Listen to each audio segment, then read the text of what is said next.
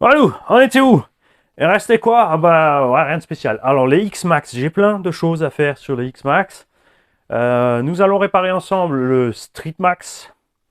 On va peut-être changer le setup motorisation. Je suis pas encore sûr. Euh, on a un X-Max à préparer, donc avec le projet spécial dont je parle pour la 200e fois parce que j'ai toujours pas attaqué. On a un X-Max Big Mama à réviser, à réparer. Enfin, réparer, elle tient le coup, hein. On pourrait rester comme ça encore un petit bout de temps. Ouais, c'est peut-être abusé. Je pense qu'elle mérite un bon coup de nettoyage et elle a reçu sa nouvelle robe. Ouais, on va sa nouvelle robe, Elsa Cersei Body, puisque la précédente, elle a craqué. Quand même, hein. On y allait fort avec la bestiole. Et j'ai encore un X-Max en haut qui lui va. Qu'est-ce qu'on a fait sur celui-là? Le X-Max à Majid, on va le laisser stock. Bon, je dis toujours ça et après je renforce quand même 2-3 pièces. Le petit carter avant alu, la petite plaque GPM en dessous. On a déjà renforcé la direction, mais je pense qu'on va rester là. On a les pignons métal dedans. On a le ressort renforcé. Enfin, je dis que j'ai les pignons métal, mais je suis même pas sûr d'avoir mis les pignons métal. Je crois que. Si, parce qu'on l'a ouvert pour nettoyer, donc on a définitivement les pignons métal là-bas dedans. Non, c'était celui-là. Je sais plus. Je sais plus. On verra bien.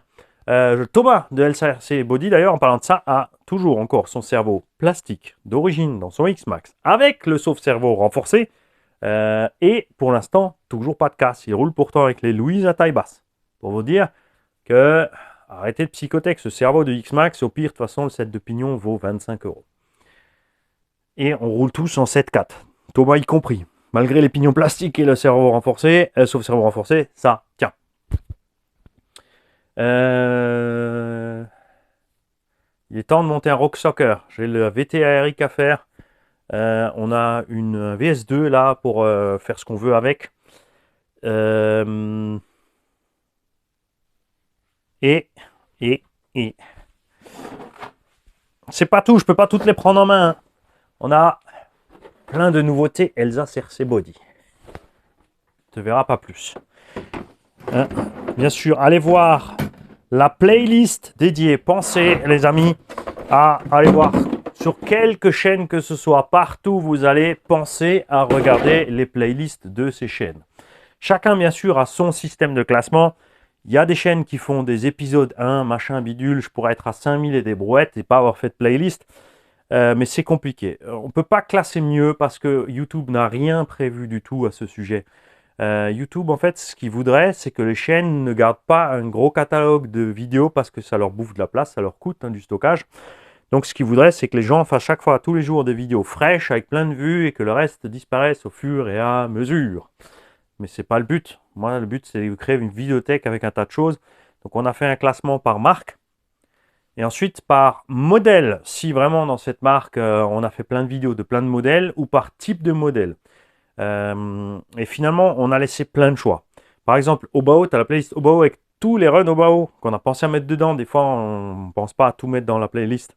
Donc, que ce soit démontage, montage, montage kit, réparation, révision, run, essai, etc.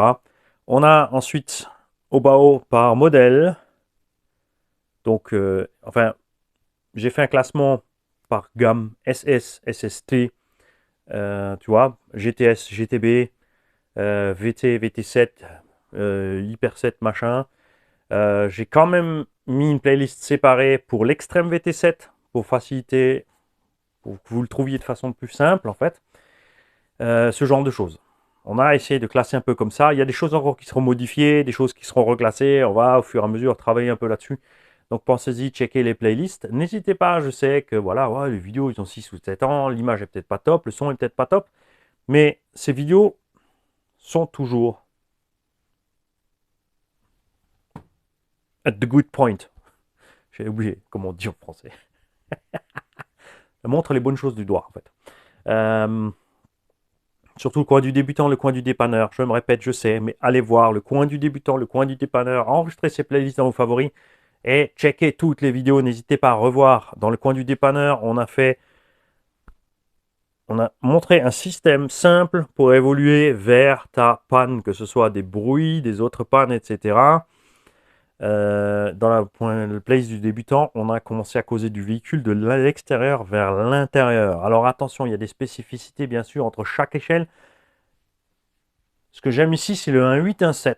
Donc on est resté relativement sur ça. On a quand même causé un minimum des indices. On n'est pas allé plus petit parce qu'après, voilà. Parce que rien que pour la fixation de roue, ça va partir dans les tout petits mini, bah, c'est clipsé. Sur les autres, il y a une vis. Sur les autres, il y a un mini écrou. Après, bah, la taille de l'écrou grandit au fur et à mesure des trucs. Il y a les pancars au milieu qui ont des systèmes rapides. Ensuite, tu as les 1.8 en hexa de 17 principalement, mais ça existait en hexa de... à l'époque 19, 20, bon maintenant c'est 17, il y a eu du 14, en indice il y a du 1.12, il y a du 1.14 en hexagone, sur plus petit même du 1.8e en hexagone, il y en a qui ont juste un clips, enfin un axe, il y en a de roues motrices qui ont des roulements dans la roue, il y en a qui ont partout de l'hexagone, et tu vois, c'est long. Ce que je fais pas, c'est des chapitres, parce que c'est comme un spectacle comique. Premier, deuxième, troisième degré. Il faut suivre, il y a le rappel plus tard, on retombe sur l'autre. Résultat, la vidéo est passée, on parle 20 minutes, 30 minutes, 1 heure ensemble, et tu as l'impression qu'il s'est passé que 10 minutes. Parce que, waouh, c'était sympa à regarder.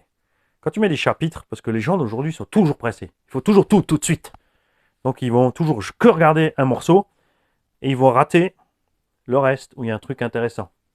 Quand tu regardes les vidéos là maintenant, par exemple, à la Kevin Talbot, hyper condensé. Il fait le show, il gueule, il machin, il braille, il fait des têtes bizarres. Ensuite, il parle 2 minutes de la voiture, un minimum de technique, mais pas trop. Aucun détail vraiment précis. Ensuite, non, je dis qu'il y a une Talbot, mais c'est la plupart qui suivent exactement le truc YouTube pour que ça marche. Il a raison, ça marche pour lui. Et lui, il voulait faire de l'argent, il a d'autres projets. C'est pas le projet ici, précisément. Justement, c'est là qu'est la grosse différence. Ce n'est pas un reproche. Détendez-vous, les fans de Kevin Talbot. Il n'y a pas de souci. Hein. Donc, après, ça roule 5 minutes parce que les gens veulent voir la destruction. Ben, il leur offre la destruction.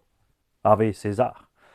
Et je peux pas faire le signe, il pourrait être mal pris, tu vois, selon l'effet miroir. Blond, yeux bleus, crâne rasé, tatoué. Il a fait. Tu vois. J'ai une raideur. Ce genre de conneries.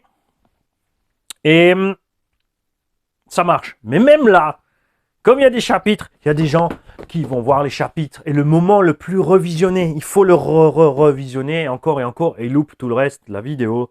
Donc il loupe toute la consistance de la chose. Et j'ai fait ma chaîne pour ne pas faire ça. Parce que moi, je n'aime pas regarder ces vidéos. Je m'emmerde sur ces vidéos. Tout simplement. Moi, j'aime tomber sur des chaînes où ça commence et tu suis, et tu arrives au bout et tu as tout regardé parce que, voilà, comme un bon feuilleton, le script est assuré. Tu vois, pas des trucs trop simplistes où n'importe qui peut suivre. C'est sûr. Si un enfant de 5 ans comprend la vidéo, moi, en tant qu'adulte de 45 ans, tu vois ce que je veux dire? C'est comme, regarde, imagine, exemple simple pour tous ceux qui sont de cette époque-là. Quand on était gosse et qu'on regardait Demolition Man, Rocky, un très bel exemple encore, je dis Stallone parce que les scripts, c'était vraiment parmi les pires scripts.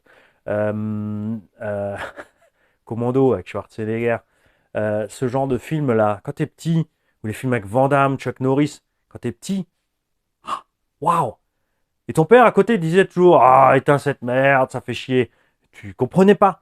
Et maintenant que t'as 45 ans, quand tu regardes ces vieux films, regarde encore une fois Rocky. Et tu vas te dire, wow, hein, ou Judge Dredd. Le premier Judge Dredd, hein, pas ceux que vous connaissez maintenant. Celui-là, il est bien, là, 2020 ou 2022, là. Non, 2020, 2018. Mais l'autre avant, ça, c'est l'exemple, tu vois, de script, wow. Parce que là, effectivement, t'as... Ah, je suis arrivé au bout du film, j'ai tout compris, c'est bon. Ensuite, On fera ensemble pour la réparation du Hyper Star. On va refaire ce Hyper Star, parce que j'ai un peu arraché le tutule. On va le refaire, c'est pas la peine de tout montrer, parce que ça, 2 cales à fixer, 2 machins à mettre, ça va aller. La révision du Revo, ensemble on en a parlé. La réparation des X-Max, on en a causé. Les petites modifs sur les monsters, on en a causé. Les GT, on en a causé. Les machins, on en a causé. Les tombolas, donc je le répète, hein, quand même, pour laisser une chance à ceux qui n'ont pas compris. Je vais intégrer les tombolas. Je vais pas faire de vidéo spéciale tombola. Les tombolas vont tomber comme ça, n'importe quand, dans n'importe quelle vidéo principale, c'est-à-dire 6h30, midi ou 20h. Ce ne sera jamais des tombolas chrono. Je ne sais pas parce que tu n'étais pas là à 6h30 et une que tu n'auras pas la voiture. Il y aura juste le top départ à un moment. Et dans n'importe laquelle de cette vidéo, à l'arrivée, il y aura un top arrivé. Je te donnerai une direction comme toujours, du type de vidéo, peut-être même sur le modèle ou un time-lapse, donc un rapport dans le temps, dans le genre, je te dis dans les 15 jours. Je te dirai aussi ce qu'il faut faire, évidemment. Et voilà. Je rappelle que si vous cherchez mon adresse mail, quand tu vas sur un site comme RC Team et que tu veux les contacter, que fais-tu? Tu scrolles en bas, tu trouves l'onglet Contact, tu cliques, tu as le mail. C'est pareil pour toutes les chaînes YouTube, les mecs. C'est pareil pour toutes les chaînes YouTube. Il y a la page principale de la chaîne. Sur cet onglet, sur cette page principale, il y a un onglet Contact. C'est sur la page principale aussi que tu verras les playlists. Donc tu pourras aller jeter un œil aux playlists au passage pour te renseigner un peu. Et là, il y a l'onglet Contact. Tu peux cliquer dessus et là, tu auras l'affichage du mail. Attention, je le répète, sur les mails, les dépannages ont la priorité. Quand vous me mailez, les questions sur les ventes en cours, quand vous voyez une vidéo de vente, qu'on propose de vendre tel ou tel modèle, et tout le reste, c'est traité après, et toutes les questions qui n'ont pas de fond ne sont pas traitées plus parce que pas le temps. Je veux dire, si vous m'envoyez la photo d'une vis pour me demander quelle est la taille de la vis, prends un pied à coulisse, un multimètre, un ce que tu veux, et mesure ta vis. C'est aussi simple que ça. Une fois que tu auras cette taille, tu me la mets tout simplement sur Google et oh, t'en trouveras tout plein. Voilà. Pareil pour les références des marques. Vous allez sur les sites constructeurs, vous allez dans les vues éclatées, les notices, vous les téléchargez, vous trouvez les tailles des choses, les descriptions des choses, les références des choses. Je peux comprendre si, par exemple, dans le cas du Erevo 2, il y a eu une évolution et tu n'es pas sûr de la référence de la biellette ou de la rotule parce qu'il y a des... tu vois, tu vas te retrouver avec les petites rotules, les grosses, tu ne sais pas trop entre Revo 1, Revo 2, même le Revo 2 avec l'évolution de la taille des biellettes. Tu es perdu, il y a un doute, il n'y a pas de souci. Ça, ce sont des questions viables. Et qu'encore? Et oui, après, on est bon. On est bon, ce que j'ai oublié, on fera dans la vidéo dans 3 mois sur qu'est-ce qui va suivre dans les 3 mois.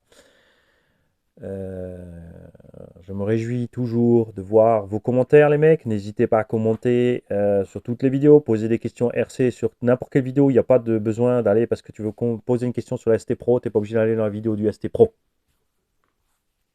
Tu écris le commentaire sur la vidéo où tu es tombé dessus. Si tu n'as pas de réponse dans les 24-48 heures, tu réécris ton commentaire sur la dernière vidéo en date. Ça, tu es sûr de m'avoir. Parce que normalement, j'ai toutes les notifs, mais normalement, des fois, il y en a qui tombent à la trappe. N'oublie pas, si tu mets un lien, que ce lien sera bloqué dans spam.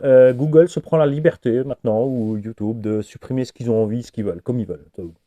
Voilà. Nouveauté aussi, tu reçois des mails dans ta Google Mailbox. D'office, ils te font des alertes spam partout, et tu dois à chaque fois dire c'est pas un spam, c'est pas un spam. Ce qu'ils veulent faire, c'est t'obliger pour ne pas, parce qu'ils te disent tu cliques une fois, après l'alerte s'enlève, mais en fait tu la reçois 2000 fois, bien pour te faire chier en gros sur l'écran, pour t'obliger à intégrer tout le monde dans tes contacts. Comme ça, ils peuvent ramifier tous les contacts. Mais allez vous faire F, sans déconner. Donc s'il continue, je vais changer de boîte mail, je vous préviendrai bien sûr, hein. Si on change l'adresse du garage, qu'on se prend une autre boîte mail que Gmail, je vous le dirai. Voilà. C'est depuis que je suis petit. Je ne supporte pas qu'on me pousse à essayer de faire un truc. Il faut me demander. Et quand on m'a demandé, il faut admettre ma réponse. Oui ou non. C'est comme ça. Sauf si c'est un truc marrant. C'est un truc marrant, on peut pas demander. Tiens, bouffe ça, il va t'arriver des choses. Mais t'as pas demandé ce que c'est pas grave, on verra.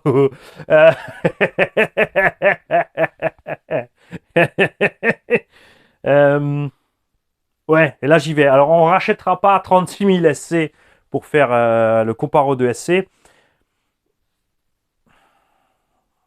On a des vidéos du Slash, du Obo Hyper 10, du Kakapit 10 TT, du Lozi, du Techno RC et de plein d'autres, Centon, etc., etc. Puisque dans la liste des 5, tu me demandes mes SC préférés. Number one pour le prix, pas pour la solidité. C'est pas le plus solide, mais un rapport qualité-prix méga sympa. Obo Hyper 10 SC en roller. 200 balles le roller. C'est un peu fou quand même parce qu'à 250, 270, tu as des Buggy 1.8 en roller aussi. Le rapport est un peu étrange, ma foi. Le chouchou derrière en roller ou en kit, Kakapit K1 SC. 350 € le roller. Donc moins cher que tous ses concurrents en kit. Est tout aussi solide que donc le Techno RC qui vient en 3e position parce que il est souvent en promo partout à 450 et des brouettes. Enfin, ouais, si, ça sont entre 380 et 480, ça dépend des sites. Hyper solide. Petite bémol là-bas. Bon, le Kakapit et l'autre ont la couronne plastique. Dans les deux cas, c'est vrai qu'avec les SC, on a vite des graviers qui passent et qu'on abîme la courroie. La couronne sur le Techno RC, ça arrive vite. Et c'est un peu compact à l'intérieur, l'emplacement, la chauffe entre moteur vario, la batterie près de l'arbre de transmission principale, tout ça. Mais les trains sont super solides. Bémol là-bas, le prix des pièces de rechange quand tu casses une cale de train, parce qu'elle casse, c'est qu'elle a lu et qu'elle coûte une touille. C'est pareil sur le Techno MT. Le Lozi, 500 balles le kit quand même, mais solide. Engin de compète, c'est pas prévu pour le bâche, donc il lui arrive aussi des choses. Parfois, là on a banané un peu le châssis. Mais par contre, je suis bien plus content de ces cales de train là que les cales techno. Slash et Centon, j'adore aussi évidemment dans les RTR. Le Slash hors de prix pour ce que c'est. Chez Traxxas, c'est le package total qui est cool avec la fourniture des pièces, le SAV, le machin, le bidule. Bien plus précis à piloter ici que le Arma. Le Arma est plus grossier, mais c'est vrai que c'est le petit tank du truc. Donc dans la RTR, on va séparer, tiens, on va séparer les RTR, on va dire donc dans les châssis roller. Dans les RTR, Timasso Pro 4. C'est le moins cher de la bande. Une solidité relativement équivalente. C'est pas le plus puissant, je dirais même c'est le moins puissant, mais sa puissance est suffisante. Suivi donc du Centon par le côté tank et du Slash quand même pour la précision de pilotage que tu as aussi déjà sur le Pro 4 Arto. Et ensuite il n'y a pas plus qui me vient à l'esprit pour ces engins là. Je sais que j'aurais faire des vidéos dédiées en détail, mais là j'étais juste lancé sur le truc. Et pourquoi je vous raconte tout ça dans ces vidéos-là de qu'est-ce qui va venir? Pour que vous puissiez aussi me faire des piqûres de rappel. Parce que le coup de faire le classement des petits SC que j'aime bien et pourquoi, indépendamment spécialement du prix ou de ci ou de ça, ou même s'ils ont certains ont des petits soucis de solidité sur certains points, c'est par rapport au fun que j'ai eu avec, la facilité d'utilisation, de réparation, tout ça, tout ça. Donc tout ça, je te le dis parce qu'à un moment, il faudra me le rappeler. Je vais oublier. C'est promis, je vais oublier. C'est garanti. C'est garanti. Ce que je ne vais pas oublier, c'est de faire les 4 MT, parce que les MT, c'est le truc de la chaîne. 1/8 Monster Brushless. C'est au-dessus. 1/8 est un peu plus gros. mais pas trop. Je sais pas du tout, les MT1 5e, j'aime pas du tout. De toute façon, il n'y a pas de vrai MT1 5e. C'est des grosses merdes, c'est des planches avec des grosses roues. C'est tout. Ensuite, les SC, tu vas me dire que tu vas oublier. Mais les SC, par contre, là, ouais, les SC10, si, ouais, donc je vais pas. Je suis grillé tout seul, man. Je vais être obligé de faire le truc avec les SC, parce que j'adore ça aussi. Les Truggy, Truggy Muggy, un peu ensemble. Et en fait, tout, quoi. Ce serait peut-être temps de se poser la question aussi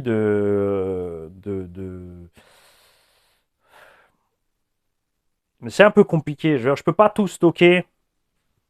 Et si je fais un roulement, c'est-à-dire qu'on achète 4-5 MT pour faire les vidéos de chaque MT, les comparer ensemble, les rouler ensemble, les modifier, ensuite les revendre, ensuite passer sur 4-5 MT, faire la même chose, passer sur 4-5 ST, faire la même chose, passer sur 4-5 Muggy, faire la même chose, passer sur 4-5 1 septième et faire la même chose. Le problème, c'est le temps des roulements. On va se prendre le temps de rouler. Là, maintenant, on se prend le temps avec la RR21, par exemple, d'Obitech. On fait 50 packs. On va l'ouvrir tous les 10. L'accès rapide, comme dit, c'est pas top. Il n'y a pas vraiment d'accès rapide, mais on verra déjà au bout de 10. Si c'est pas trop cramé, la fois d'après, on pourra se permettre 20.